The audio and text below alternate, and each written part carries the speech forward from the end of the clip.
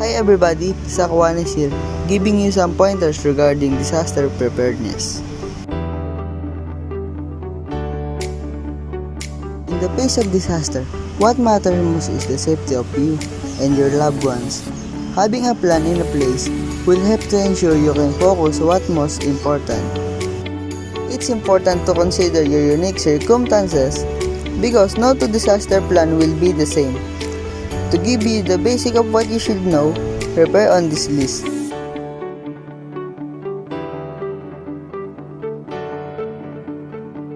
Knowing your surrounding includes knowing what emergencies are most likely to happen in your area. This includes weather like floods, tornado, hurricane, and many more. It may also man-made disaster like chemical outbreak from chemical plant or power station. Knowing the dangers in your home, which includes identifying the risks that may cause any danger or hindrance either before, during, or after any disaster. Lastly, know your utilities and identify your shelter. Learn how to turn your utilities on and off. This includes water, electricity, and gas.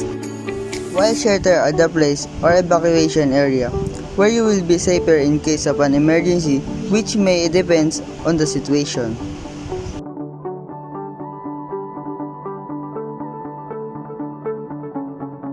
Creating a disaster supply kit includes water, food, sleeping bags, pillows and towel, clothes, flashlight with extra batteries, whistle, important documents, medicine, cash, local maps, first aid kit, and radio.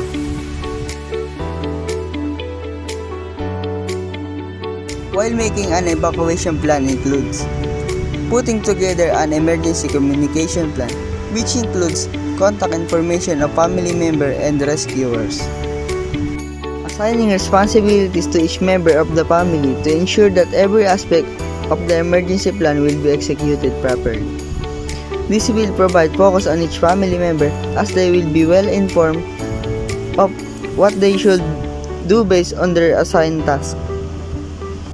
Creating a plan for a special need, mostly PWD. You need to have and include medicine, breakup equipment, and other supply kit.